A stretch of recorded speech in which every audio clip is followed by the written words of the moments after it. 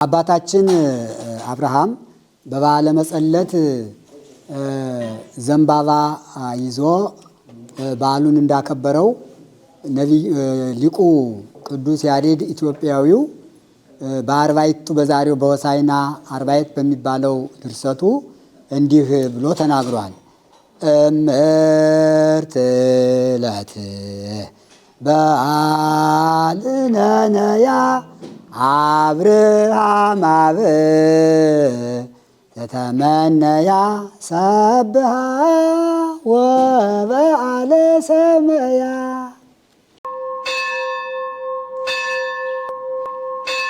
ደውል አብ ወወልድ ወመንፈስ ቅዱስ አሐዱ አምላክ አሜን። ቸርነት የባህሪ ገንዘቡ የሆነ ቸሩ አምላካችን ልዑል እግዚአብሔር በቸርነቱ ጠብቆ መከራውንም አርቆ እንደ ቸርነቱ ከዚህ ሰዓት ከዚህ ዕለት ከዚህ ዓመት ደርሰን ሆሳዕናንና በዓለ ስቅለትን መጋቢት 27 ቀን በ2018 ዓመተ ምህረት እንድናከብር የፈቀደልን ቸሩ አምላካችን ልዑል እግዚአብሔር ስሙ ለዘላለም የተመሰገነ ይሁን። ብፁዕ አባታችን አቡነ ናትናኤል በኢትዮጵያ ኦርቶዶክስ ተዋሕዶ ቤተ ክርስቲያን የኢየሩሳሌም ሀገረ ስብከት ሊቀ ጳጳስ የቅዱስ ሲኖዶስ አባል ክቡር አባ ተክለ ሃይማኖት የኢየሩሳሌም ገዳማት አበምኔት እና መጋቢ እንዲሁ በቅድስት ሀገር በኢየሩሳሌም በኢትዮጵያ ገዳማት የምትገኙ አበው መነኮሳትና እማት መነኮሳያት እንዲሁም ምእመናንና ምእመናት በየስማችሁና በየማዕረጋችሁ በየጾታችሁ ለእናንተም እንደሚገባችሁ አንድ አምላክ በሚሆን በእግዚአብሔር ስም እንደምን አደራችሁ? እንደምን ሰነበታችሁ? እንኳን ለበዓለ ሆሳዕናና ለበዓለ ስቅለቱ በሰላም አደረሰና አደረሳችሁ። አሜን። ንፉዕ ቀርነ በዕለተ ሰርቅ በእምርት ዕለት በዓልነ እስመ ሥርዓቱ ለእስራኤል ውእቱ። የዳዊት መዝሙር 80 ቁጥር 2 ላይ እንዲህ ይላል። ንፉዕ ቀርነ በዕለተ ሰርቅ በዓል በሚከበርበት ቀን ቀንደ መለከት ንፉ ከበሮ ምቱ በእምርት ዕለት በዓልነ። በእውነቱ የታወቀች በዓላችን ይች ናት። ዛሬ በዓላችን ናት። እስመ ሥርዓቱ ለእስራኤል ውእቱ። እንደ ብሉይ ኪዳን የእስራኤል ዘሥጋ እንደ ሐዲስ ኪዳን የእስራኤል ዘነፍስ ስርዓት የበዓል አከባበር እንዲህ ነውና ይላል። ከበዓለ ስቅለቱ በዓለ ሆሳዕናው ይቀድማልና ነቢዩ ዳዊት ይህን ትንቢት ሲናገር ይቺ ቀን ጌታችን አምላካችን መድኃኒታችን ኢየሱስ ክርስቶስ ወደዚህ ዓለም መጥቶ ከቅድስት ድንግል ማርያም ተወልዶ ሰው ሁኖ ስርዓተ ወንጌልን ሕገ ቤተ ክርስቲያንን እስኪመሰርትልን ድረስ ለ5500 ዘመን ይህ ዘመን በትንቢት በምሳሌ በአበው እየተነገረ ቆይቷል። በዘመነ ብሉይ የብሉይ ኪዳን የሕገ ኦሪት በዓላት ነበሩ። ከነዚያ በዓላት አንዱ በዓለ መጸለት ይባላል። በዓለ መጸለት ማለት ወንዝ ወርደው ዳስ ጥለው ቄጠማ ጸበርት ጎዝጉዘው የሚያከብሩት በዓል ነው። ይህን በዓል የጀመረው ታላቁ አባት አብርሃም እንደሆነ በመጽሐፈ ኩፋሌ ምዕራፍ 13 ቁጥር 21 ላይ ተጽፏል። አባታችን አብርሃም በበዓለ መጸለት ዘንባባ ይዞ በዓሉን እንዳከበረው ነብይ ሊቁ ቅዱስ ያሬድ ኢትዮጵያዊው በአርባዕቱ በዛሬው በሆሳዕና አርባዕት በሚባለው ድርሰቱ እንዲህ ብሎ ተናግሯል። እምርት ዕለት በዓልነ ነያ አብርሃም አብ ተተመነያ ሰብሃ ወበዓለ ሰመያ። ምልጣኑ ስለሆነ ነው። ከብሉይ ኪዳንና ከዘመነ አበው የነበረውን ምሳሌ የምናገኘው በሊቃውንት መጻሕፍት ነው፣ በትርጓሜ ነው። ቅዱስ ያሬድ ይህ በዓል በዓለ መጸለት እንደነበረ መነሻው አብርሃም እንዳከበረው መጽሐፈ ኩፋሌን ጠቅሶ እምርት ዕለት በዓልነነያ አብርሃም አብ ዘተመነያ ሰብሃ ወበዓለ ዘመራ ሰማያ ይልና ደግሞ ነሳ አብርሃም አይጹቀ በቀልት ሰብሃ ወዘመረ በዕለተ ሰንበት ቦአ ኢየሱስ ኢየሩሳሌም ተጽዕኖ ዲባዋል ብሎ እዝሉንና አርባይቱን ለአብርሃም ሰጥቶ ጸበርቱን ይዘን ስናከብር የአብርሃም በዓለ መጸለት እንደሆነ ያ ምሳሌ እንደሆነ ይህ ደግሞ በዓለ ሆሳዕና አማናዊ እንደሆነ አባታችን አብርሃም ያከበረው በዓል እንደሆነ ተጽፏል። ጌታችን መድኃኒታችን ኢየሱስ ክርስቶስም ቅዱስ ወንጌሉን ሲያስተምር ይቺ የሆሳዕና በዓል አብርሃም የተመኛት እንደነበረች በዮሐንስ ወንጌል ምዕራፍ 12 ቁጥር 56 ላይ አብርሃም አቡክሙ ተመነየ ከመይራይ ዕለትየ ርእየሂ ወተፈስሐ። አብርሃም አባታችሁ የኔን ቀን ሊያይ ተመኝቶ ነበረ አይቶም ደስ አለው ብሎ ጌታችን መድኃኒታችን ኢየሱስ ክርስቶስ ስለ አብርሃም አስተምሯል። እና ይቺ ቀን ናት። ዛሬ በዓለ ሆሳዕናን ስናከብር የተነገረው ትንቢት፣ የተመሰለው ምሳሌ፣ የተቆጠረው ሱባኤ ከአባቶቻችን ሲያያዝ የመጣውን ሁሉ ወደኋላ እያሰብን ዛሬ ደግሞ ላለንበት ለዘመነ ወንጌሉ ቋሚ መሰረታዊ በዓል አድርገን እንድናከብር ንፉሕ ቀርነ በዕለተ ሰርቅ በእምርት ዕለት በዓልነ እቺ በታወቀች ቀን በዓላችን ናትና ቀንደ መለከት እየነፋችሁ አክብሩ። እስመ ሥርዓቱ ለእስራኤል ውእቱ በብሉይ ኪዳን በዓለ መጸለት የእስራኤል ስርዓት ነበርና በሐዲስ ኪዳን ደግሞ ለእስራኤል ዘነፍስ ለክርስቶሳውያን የታወቀች በዓል ናትና ይላል። በዓለ ትንሣኤ ብዙ የአከባበር ዘርፍ እንዳለው ነቢያት ተናግረዋል። ነቢዩ ኢሳይያስ በትንቢቱ ምዕራፍ 62 ላይ በልዋ ለወለተ ጽዮን ነዋ ንጉሥኪ በጽአ ጻድቅ ወየዋህ ወመድህን፣ የጽዮንን ልጅ ሂዳችሁ ንጉሥሽ ፈጣሪሽ መድኃኒትሽ መጥቷል ደስ ይበልሽ በሏት ብሎ ተናግሯል። በአህያ ላይ ተቀምጦ እንደሚመጣ ደግሞ ከደቂቀ ነቢያት አንዱ ቅዱስ ዘካርያስ ትንቢተ ዘካርያስ ምዕራፍ 9 ቁጥር 9 ላይ እንዲሁ በልዋ ለወለተ ጽዮን ናሁ ይበጽ ንጉሥኪ እንዘ ይጽያን ዲበ ድግት ወዲበ እዋላ ዘእሴቱ ቅድሜሁ ወምግባሩ ቅድመ ገጹ። ሄዳችሁ የጽዮንን ልጅ ደስ ይበልሽ በሏት፣ ንጉሥሽ በአህያ ውርንጫ ላይ ተቀምጦ ይመጣል፣ በፊቱ የሚሰጠው ክብር አለ ብላችሁ ንገሯት ብለው ኢሳይያስና ዘካርያስ በአህያ ላይ ስለመቀመጡ ተናግረዋል።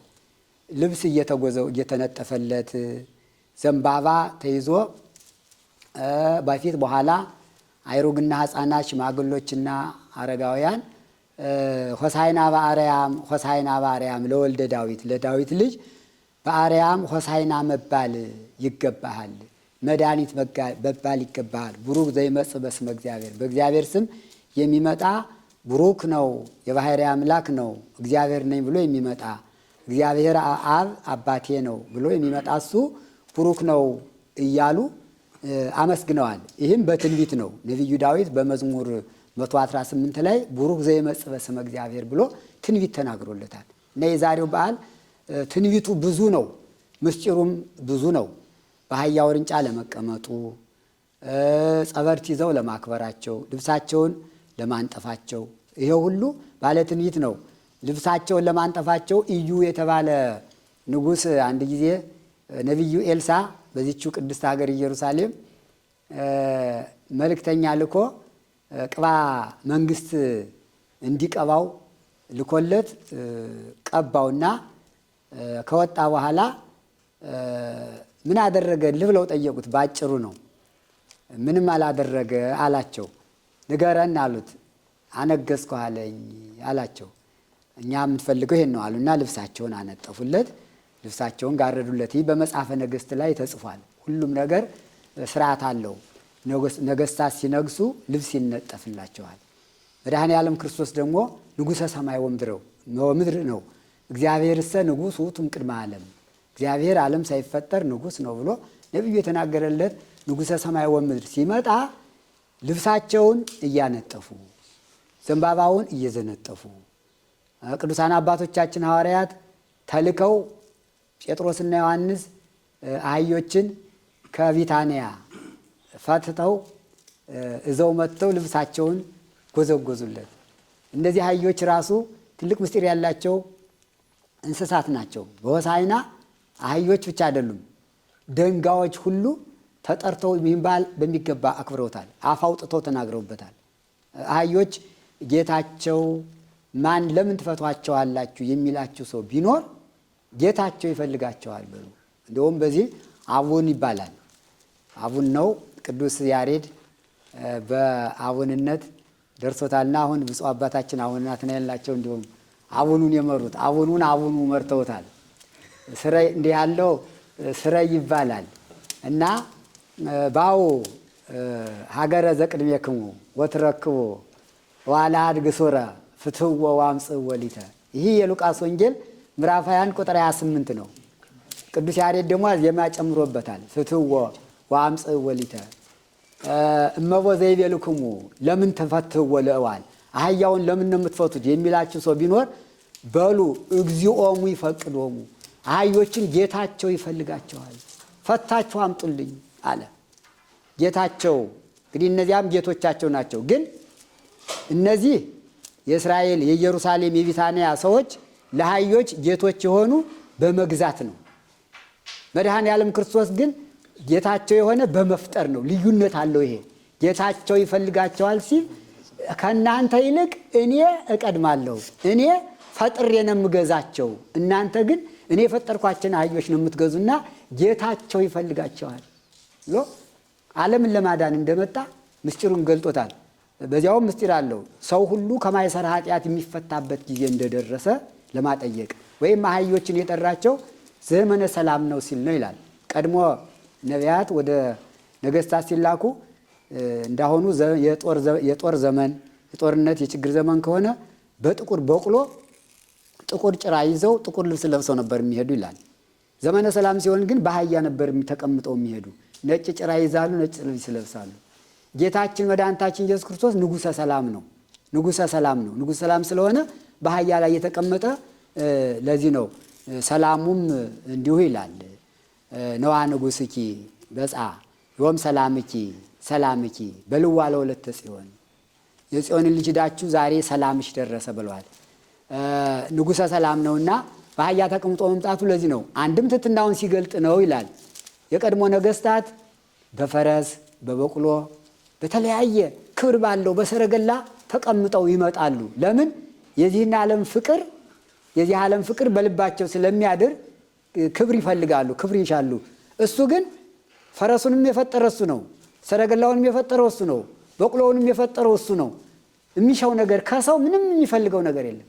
የመጣ ሰውን ለማዳን እንጂ ክብር ፈልጎ አይደለም። ስለዚህ በተናቀችው በአህያ ላይ የተቀመጠ ትሕትናውን ለማሳየት እኔ ሁሉን በመሃል ይዤ በአህያ ላይ ትሕትናዬን ለመግለጽ እንደተቀመጥኩ እናንተም ራሳችሁን ዝቅ አድርጉ፣ ለራሳችሁ ክብር አትሹ፣ ክብር ይሁንልና አትበሉ ብሎ ትሕትናን ለማስተማር ነው ይላል።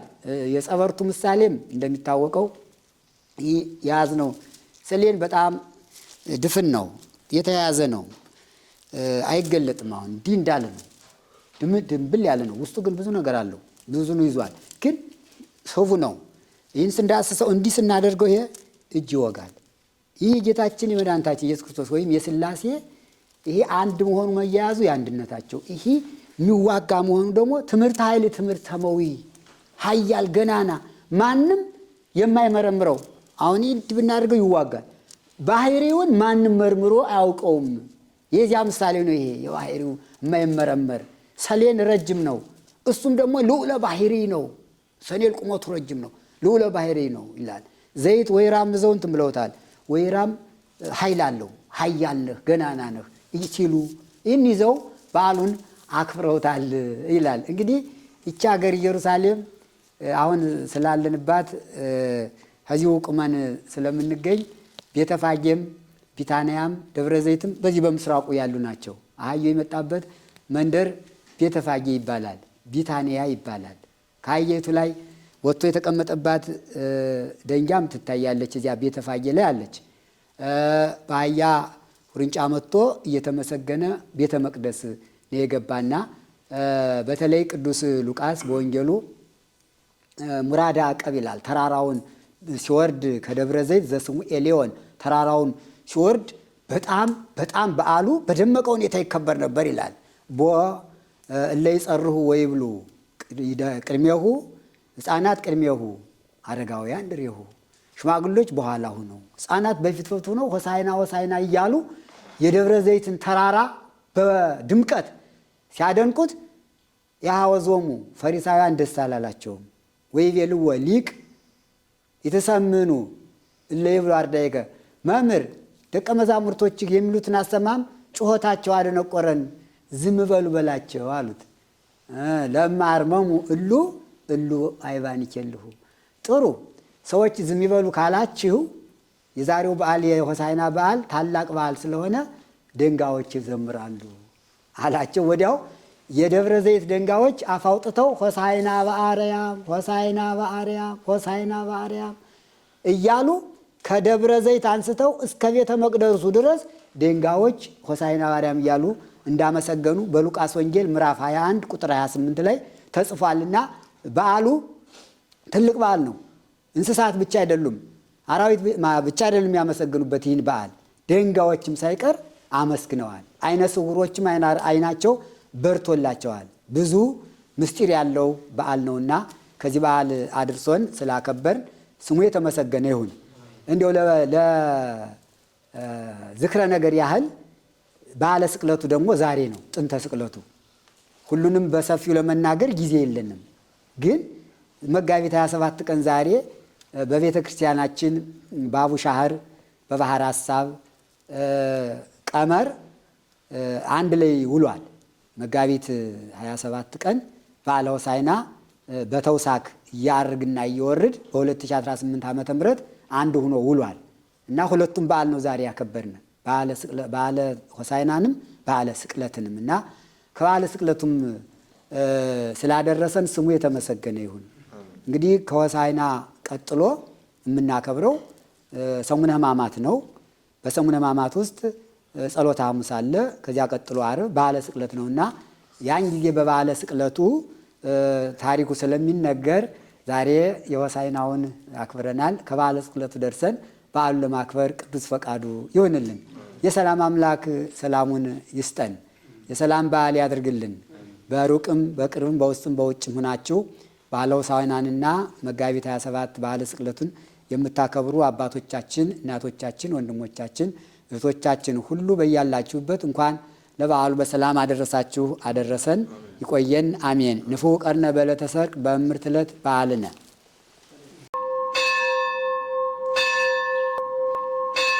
ደውል